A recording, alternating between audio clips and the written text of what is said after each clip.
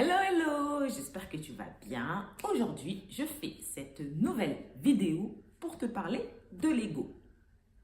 Alors moi, c'est Bintou. Je parle sur cette chaîne de tout ce qui est en rapport avec la créativité, le développement personnel et la spiritualité. Donc, si ça t'intéresse, n'hésite pas à t'abonner et continue à regarder cette vidéo. Alors, qu'est-ce que l'ego? Pour moi, l'ego, c'est une personne qui fait partie de notre personnalité et qui est centrée sur elle-même. C'est moi, moi et moi. Attention, l'ego peut être positif tout comme négatif. Moi, je vais partager avec toi mon avis sur l'ego.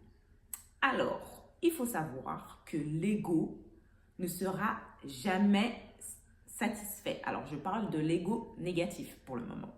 C'est quelqu'un qui ne sera jamais satisfait. C'est une part de ta personnalité qui ne se trouve pas assez bien, pas assez à la hauteur et qui te demandera de faire toujours plus. Il ne sera jamais satisfait. Quoi que tu fasses, ce ne sera jamais bien pour lui. Ensuite, il aura tendance à te comparer aux autres. Il va te dire que toi, tu as fait ceci, mais attention, l'autre a fait ça. Du coup, au début, tu vas être fier de toi et après, tu vas te retrouver démoralisé, notamment, par exemple, sur YouTube. Tu te lances, tu es content, tu as sauté enfin le pas, mais il te rappellera qu'il y a d'autres YouTubeurs qui ont fait telle ou telle chose de mieux que toi. C'est là qu'il faut faire preuve de gymnastique mentale et de se dire attention, prendre du recul et se demander est-ce que ton ego il a raison ou pas, puisque quand on est beaucoup dans le mental, on ne remet pas en compte son ego. Son ego, c'est son meilleur ami et il est là pour te dire attention, regarde à ci, attention, fais attention à ça. Et même au sein de ton entourage, il sera là pour te rappeler, te comparer, te dire que tu n'es pas assez. C'est vraiment traître l'ego puisque il va tout faire pour te laisser où tu es. Il va te dire attention, ne fais pas ci. Attention, ne fais pas ça. Et en tant que maman, quand on a des enfants, on peut très vite devenir contrôlant puisque on se compare nos enfants aux autres et on va peut-être un peu les modeler à la manière, de ce que notre ego perçoit. Il va dire attention, il a tel comportement. Attention, il répond comme ça. Attention, il réagit comme ça. Donc, il va sans cesse nous remettre en question. Il va sans cesse nous faire douter, ce qui va générer du stress, de l'anxiété et beaucoup de contrôle. Voilà entre autres comment l'ego peut générer également une certaine charge mentale pour nous les femmes, puisque on sait très bien que on est sans cesse comparé, on est sans cesse, je ne vais pas dire critiqué, mais en tout cas, on sait que on est observé. Et c'est encore un tour de l'ego puisque il va te faire croire que tout le monde a les yeux tournés sur toi, sur tes moindres faits et gestes, alors qu'en réalité, c'est pas du tout. Mais comme on est dans notre tête, on se construit une réalité qui est propre à nous. Et suivant qu'on ait de la distance avec son ego, suivant qu'on a compris son dialogue intérieur, on peut potentiellement se dire stop, attention, est-ce que c'est moi qui parle ou c'est mon ego? Donc on peut un peu faire attention. Mais quand on n'a pas notion de l'impact de l'ego sur nous, et ben c'est là que ça part en cacahuète, si je puis dire. Donc comment faire pour distinguer son ego? C'est facile. C'est la part de toi qui critique, qui n'est pas contente et qui ne le sera finalement peut-être jamais. À part si tu prends conscience de ton ego et te dire, ah non, stop, prendre de la hauteur, est-ce que c'est moi qui parle ou est-ce que c'est mon ego qui parle? Ça aide vraiment beaucoup. Arrêt sur image, pause.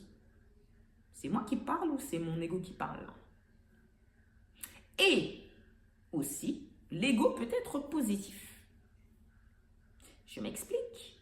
Quand on a un certain ego, on va potentiellement être challengé par les autres.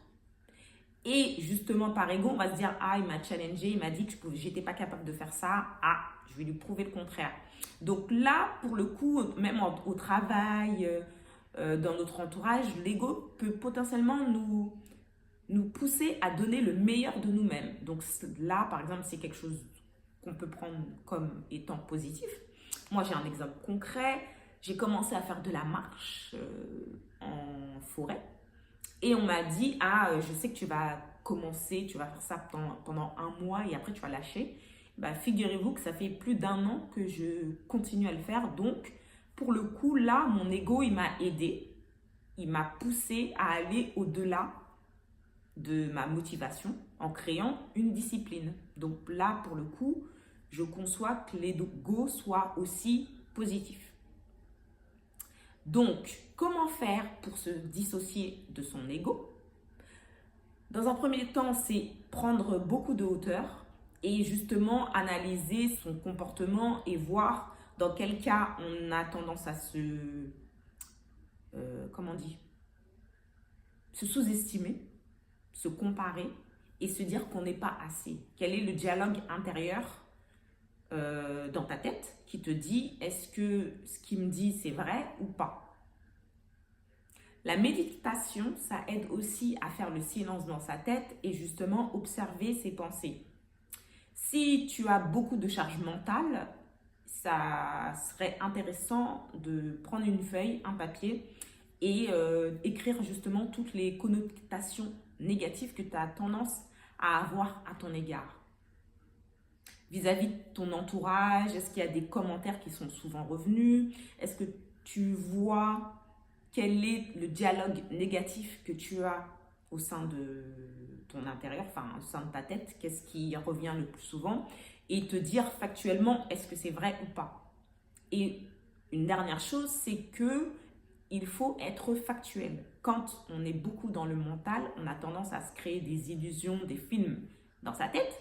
Mais si on se pose et on fait un arrêt sur l'image, en se disant concrètement, est-ce que ce que je pense c'est la réalité ou pas? Est-ce que j'ai des preuves pour illustrer cette potentielle réalité? Et si ce n'est pas le cas, bah voilà, on peut se dire, ah, c'est mon ego, il me raconte des bêtises. Et essayer, je dis bien essayer, je sais que ce n'est pas facile, mais de se dire, voilà, il raconte n'importe quoi. Ou sinon, on peut nommer ses pensées. Quand on a des pensées, on se dit, ah, là, je sais que c'est mon ego qui parle, donc next. Alors, voilà ce que j'avais à partager avec toi à propos de l'ego. Dis-moi, est-ce que c'est un sujet qui te parle? Est-ce que tu as déjà entendu parler? Qu'est-ce que tu fais?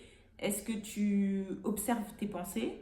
Elles sont plutôt positives ou négatives? Et qu'est-ce que tu fais pour justement passer au-delà de ce mental? Surtout pour nous, les femmes. Donc, j'espère que cette vidéo t'aura plu et que tu pourras en tirer quelque chose. Et n'oublie pas de t'abonner et à bientôt pour la prochaine vidéo. Bye!